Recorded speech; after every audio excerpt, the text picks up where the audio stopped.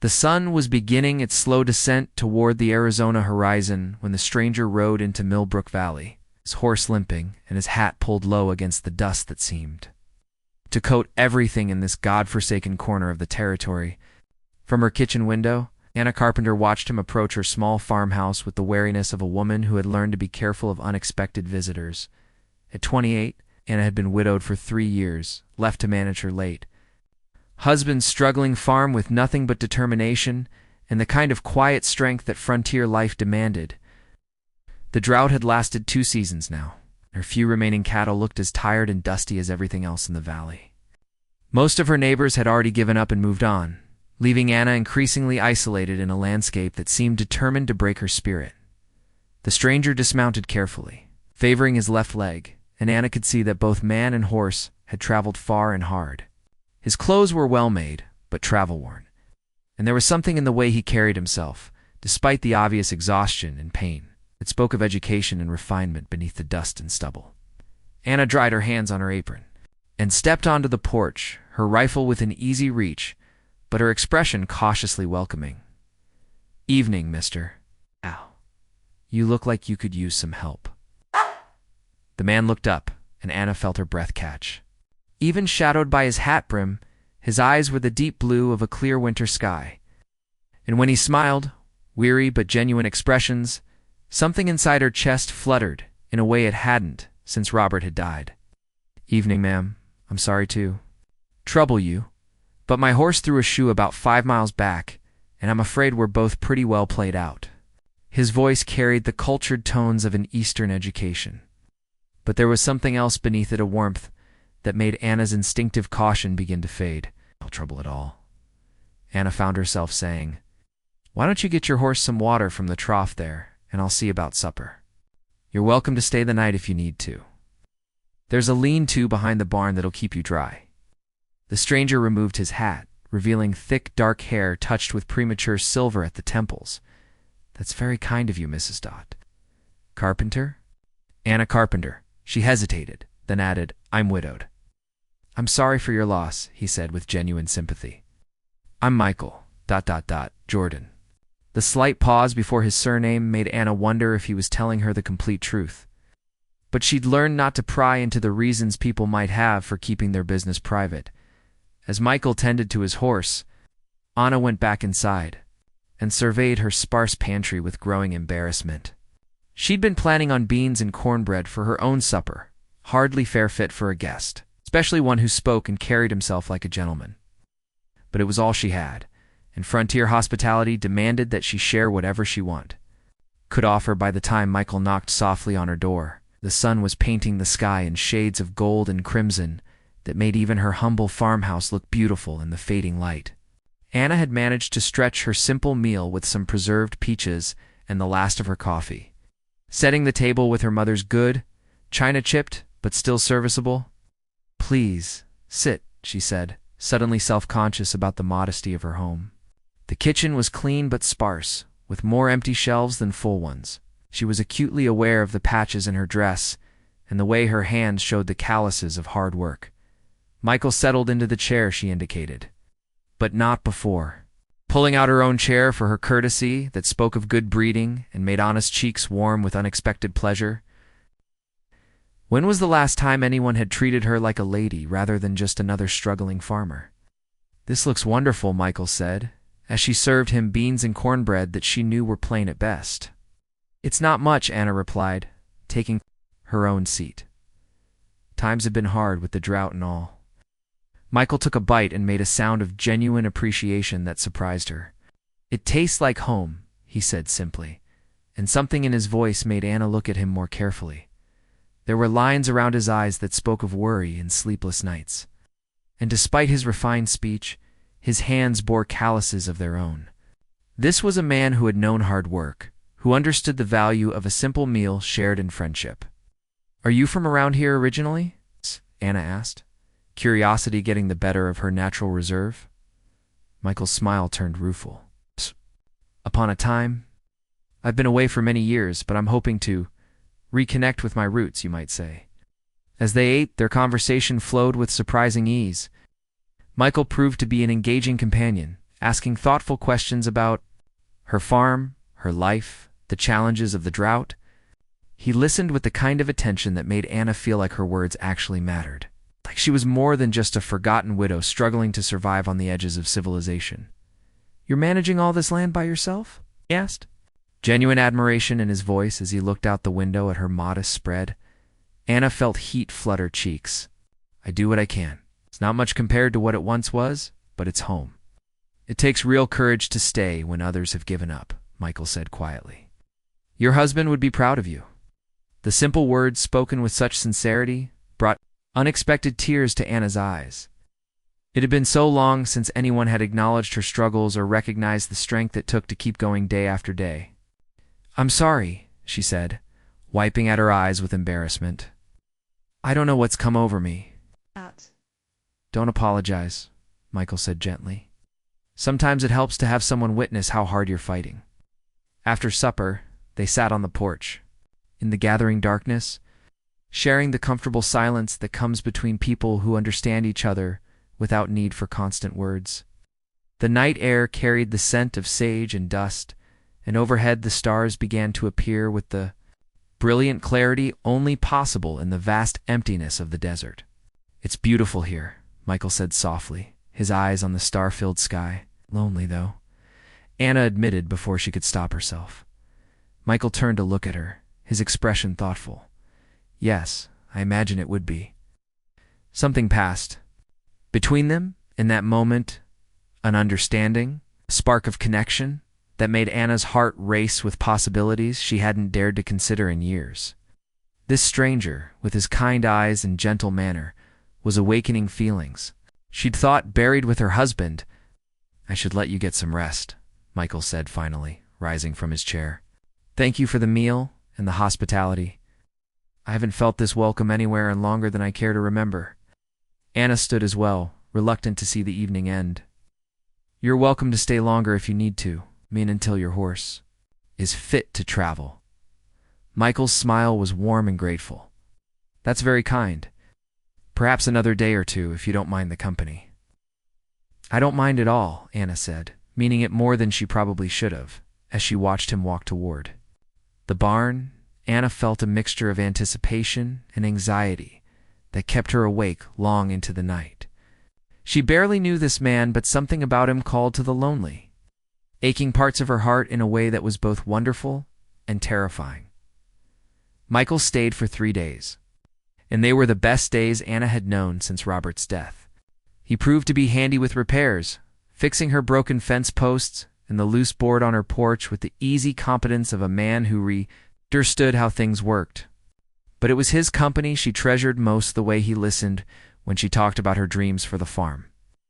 The gentle humor that made her laugh for the first time in months, the respectful attention he paid to everything from her opinions on the weather to her stories about the valley's history. On his final evening, as they shared another simple supper, Anna found herself memorizing every detail of his face, every inflection of his voice. Tomorrow he would ride away, and she would be alone again, with only memories of these few perfect days to sustain her. "Anna," Michael said as they finished eating, "I need to tell you something."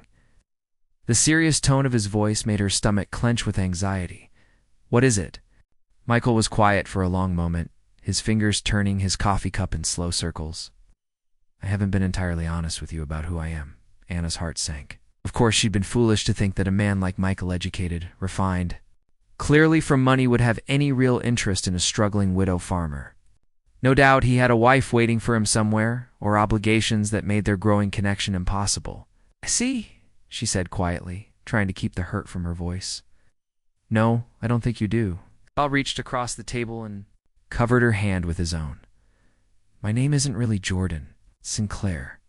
Michael Sinclair." Anna stared at him, her mind struggling to process what he was telling her. Sinclair. The name was familiar, but she couldn't quite place why. "I'm sorry," she said. "I don't understand." And Michael's smile was sad and complicated. "My family owns most of the mining operations in this territory, Anna. Copper, silver, some gold.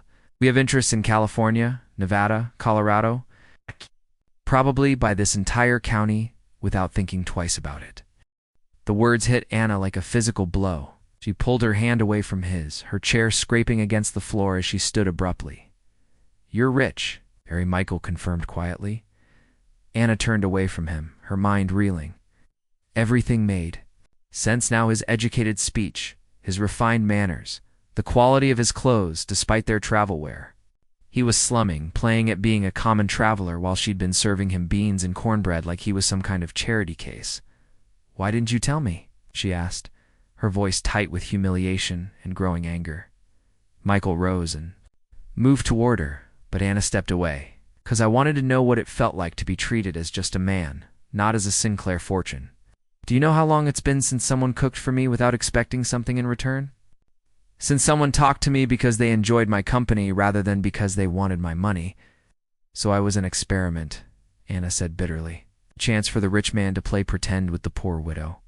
"No," Michael said firmly. "Anna, what happened between us, what's still happening, it's the most real thing I've felt in years." Anna laughed, but there was no humor in it. "What's happening between us? You mean the part where I made a fool of myself feeding you my humble meals and telling you my problems like you might actually care?" "I do care," Michael said desperately. "More than I've ever cared about anything." "Then why lie to me?" Anna demanded, turning to face him with tears streaming down her cheeks. "Why let me embarrass myself serving you beans when you probably eat off silver plates every night?" "How?" Michael's face was etched with pain and regret. "Because those beans, served with your kindness and your smile, were worth more to me than 1,000 fancy dinners. Because for 3 days, I got to be the man I actually am instead of the heir everyone expects me to be." Anna wanted to believe him, God. How she wanted to believe him, but the gulf between their circumstances seemed insurmountable. "We come from different worlds, Michael. I'm a dirt-poor widow with a failing farm. I'm a lonely man who's been pretending to be happy for so long, I'd forgotten what the real thing felt like," Michael interrupted. "What? Until I met you?" The raw honesty in his voice made Anna's anger falter, replaced by a confusion almost as painful. "Ow, what are you?" saying. Michael stepped closer, his blue eyes intense and pleading. "I'm saying I love you, Anna. I love your strength, your kindness, your refusal to give up even when everything seems hopeless. I love the way you make a simple meal feel like a feast, the way you find beauty in this harsh landscape, the way you trusted a stranger enough to welcome him into your home." Anna's breath caught in her throat. "Michael, I know it seems impossible," he continued. "I know the differences between us look insurmountable. But Anna, I've spent my whole life surrounded by wealth and privilege, and I've never been as happy as I was these past 3 days, eating your cooking and fixing your fence and watching the sunset from your porch." Anna stared at him, her heart warring with her practical mind. "Even if what you're saying is true, what kind of future could we possibly have? I can't fit into your world, and you certainly can't fit into mine." "Why not?" Michael asked. "Who says I can't choose to live simply? Who says I can't prefer a small farmhouse to a mansion if the farmhouse comes with the woman I love?" The words were everything Anna had dreamed of hearing, but they seemed too good to be true. "Your family would never accept me. I'm nobody, Michael. I have nothing to offer a man like you." Michael reached for her hands, and this time she didn't. "Pull away. You have everything to offer. You have love, loyalty, strength, courage, all the things that actually matter. As for my family, ... He paused, his expression growing troubled. "That's more complicated." Anna felt a chill of premonition. "What do you mean?" Michael sighed deeply. "There's more to why I'm here, Anna. I didn't come to this valley by accident." Anna's stomach dropped. "What aren't you telling me? My family's mining company has been buying up land all through this territory. Mineral rights mostly, but also water rights where they can get them." Michael's voice grew heavy with reluctance. "Including this valley." Anna felt the blood drain from her face. "What are you saying?" "I'm saying my father sent me here to finalize the purchase of the remaining properties in Millbrook Valley, including yours." The betrayal hit Anna like a physical blow. She jerked her hands away from his, backing toward the door. "Get out." "Anna, please get out." Anna's voice cracked with pain and fury. "You came here to steal my land and you thought you'd seduce me first to make it easier? That's not what happened," Michael said desperately. I had no idea whose farm this was when I stopped here. I was just a man with a lame horse looking for help. But you knew when you stayed, Anna shot back? You knew when you were sitting? At my table letting me feed you and bare my soul to you, that you were planning to take everything I have left. Michael's face was anguished. Yes, I knew. I should have told you sooner. But Anna, you have to believe me, my feelings for you are real. They changed everything. Changed what? Your plans to destroy my home. It's changed my plans entirely. Michael said quietly, I'm not going to buy your land, Anna. I told my father's representatives that the deal is off. Anna stared at him, hardly daring to hope. What? I sent a telegram yesterday. I'm not taking your farm. I'm not taking anyone's farm in this valley. I won't be responsible for destroying the place that brought me back to life. The gesture was grand and romantic, but Anna's practical mind immediately seized on the implications. And what happens when your father finds out you've disobeyed him? What happens to your family's business? Michael's smile was rueful. I imagine I'll be disowned. Cut off from the family fortune. Probably disinherited entirely. Anna felt tears spring to her eyes. Michael, you can't do that. You can't throw away everything for me. I'm not throwing anything away, Michael said gently. I'm choosing what matters. I'm choosing love over money, Anna over duty, happiness over obligation. But if you have nothing, I'll have you, Michael interrupted.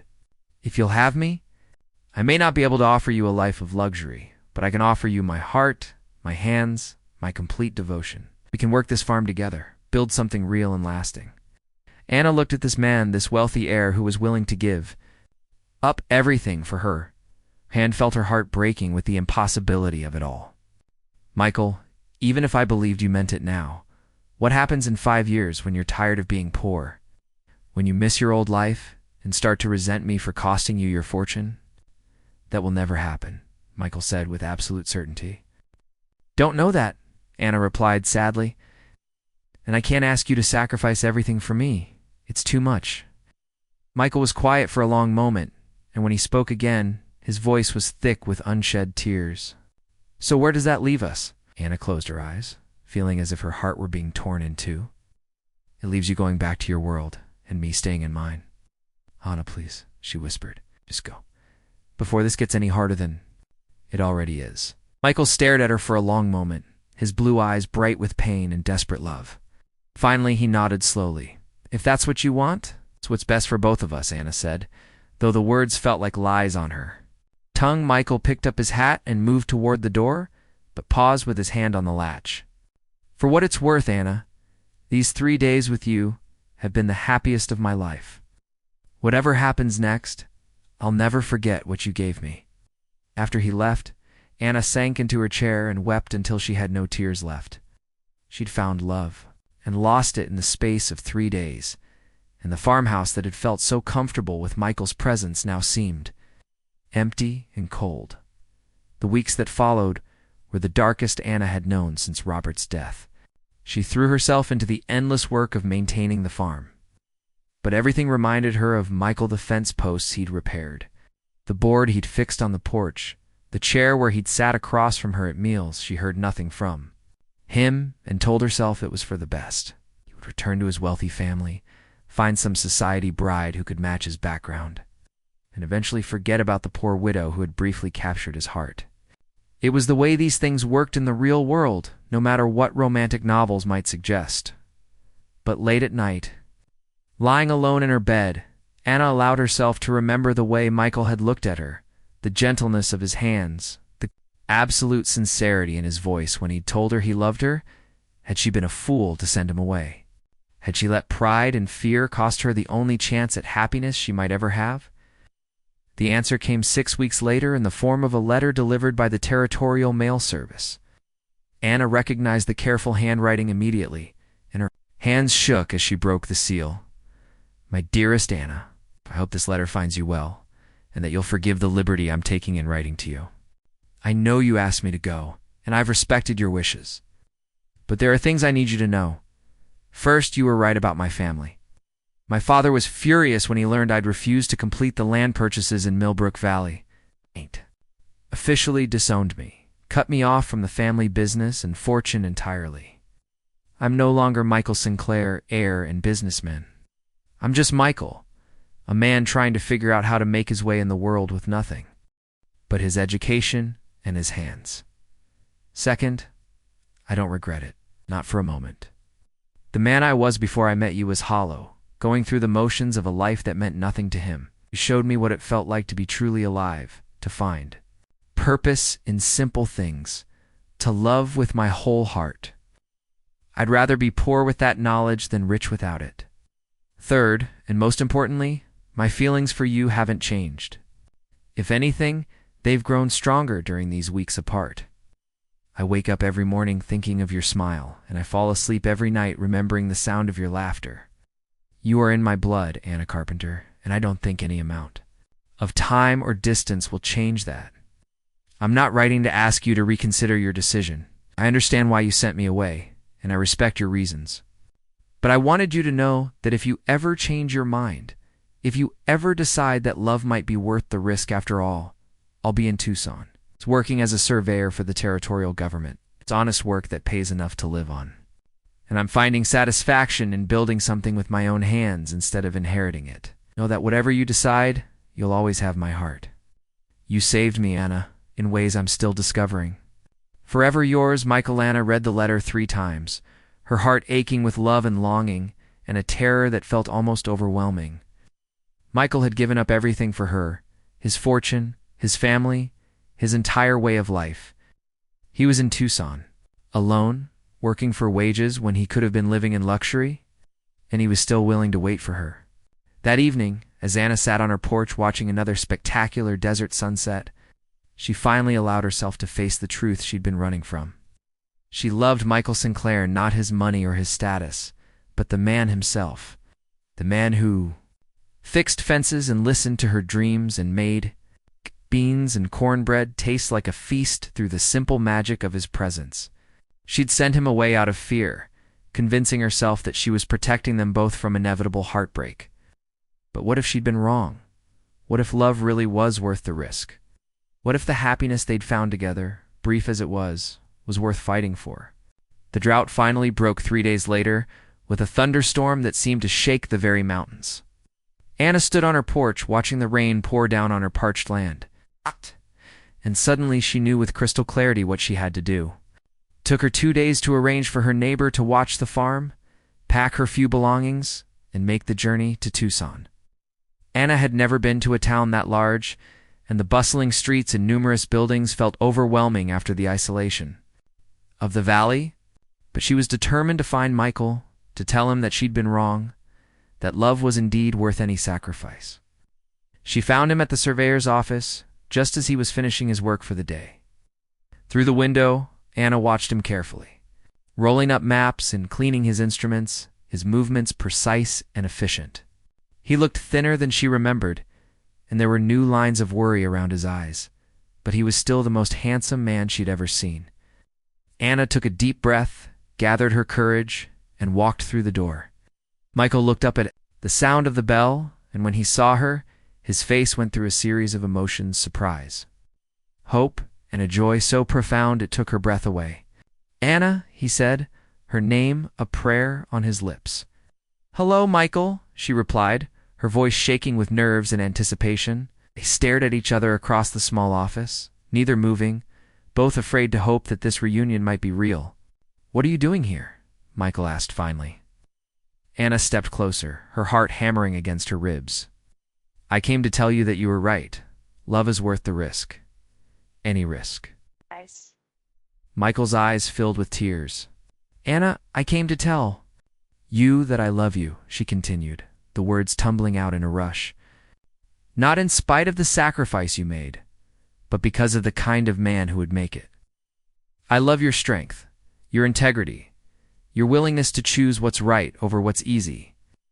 Michael crossed the room in 3 quick strides, pulling Anna into his arms with desperate relief. "I was so afraid I'd lost you forever. You'll never lose me," Anna whispered against his chest. "I'm sorry I was such a coward before. I'm sorry I let fear keep us apart." Michael pulled back to look at her, his blue eyes bright with love and wonder. "Are you sure, Anna? Really sure? Because this life I'm offering you, it's not easy." Mansion, no servants, just hard work and simple living. Anna smiled, reaching up to touch his face with gentle fingers. I don't want a mansion. I want you. Just you, whatever that means. It means a surveyor's salary and a small house and beans for dinner most nights, Michael said with a laugh that held traces of tears. It means waking up next to the man I love and building a life together based on what actually matters, Anna replied. It means finally coming home. Michael's kiss was everything Anna remembered, and more tender and passionate and full of the promise of all the tomorrows they would share. When they finally broke apart, both were crying and laughing at the same time. Marry me, Michael said, his forehead resting against hers. Right now, tomorrow, as soon as we can find a preacher. Yes, Anna said without hesitation. Yes to everything. They were married the next morning in a small church on the outskirts of Tucson, with only the preacher and his wife as witnesses. Anna wore her best dress, the same one she'd worn to serve. That first supper Michael wore a simple suit he'd bought with his surveyor's wages. There were no fancy flowers or elaborate ceremonies, but as they exchanged vows in the morning sunlight streaming through the church windows, Anna had never felt more beautiful or more blessed. I promise to love you, Michael said, his voice steady and sure. In poverty and in whatever prosperity we might build together, in the hard times and the easy ones, for all the days of my life. Anna's vows were equally heartfelt. I promise to love you not for what you can give me, but for who you are. I promise to build a life with you that's rich in all the ways that matter: love, laughter, partnership, and the simple joy of sharing our days. When they kissed to seal their union, Anna felt as if her heart might burst with happiness. This man, this wonderful, sacrificial, loving man, was her husband. They would face whatever challenges came together, supported by a love strong enough to overcome any obstacle. 6 months later, Anna and Michael stood on the porch of their small house in Tucson. Watching the sun set over the desert landscape, they'd both come to love. Anna's hand rested on her gently rounded belly, where their first child was growing, while Michael's arms encircled them both with protective tenderness. Any regrets? Anna asked, leaning back against her husband's solid chest. Michael's laugh was warm and rich. It's about giving up a fortune for the woman I love. About choosing happiness over duty. About getting to wake up every morning next to you. He kissed the top of her head, not a single one. Anna smiled, thinking about how much their lives had changed since that dusty evening when a stranger with a lame horse had appeared at her door. She'd served him supper at sundown, never knowing he could buy the whole county, never suspecting that her simple meal would be the beginning of the greatest love story of her life. I love you, Michael Sinclair, she said softly. And I love you, Anna Sinclair, he replied, forever and always, no matter what the world brings us. As the stars began to appear in the vast desert sky, Anna reflected on the miracle of their love. They'd found each other across the divide of wealth and poverty, had chosen love over security and convenience, had built something beautiful from the most unlikely circumstances. Michael had been right. What they had was worth any sacrifice. Love, real love, was the greatest fortune of all. And Anna knew that as long as they faced the future together, they would be richer than any amount of money could ever make them. The desert wind carried the scent of sage and possibility, and in the distance, a coyote called to its mate under the endless western sky. Anna closed her eyes and smiled, completely at peace with the life they'd chosen and the love that would sustain them through whatever adventures lay ahead.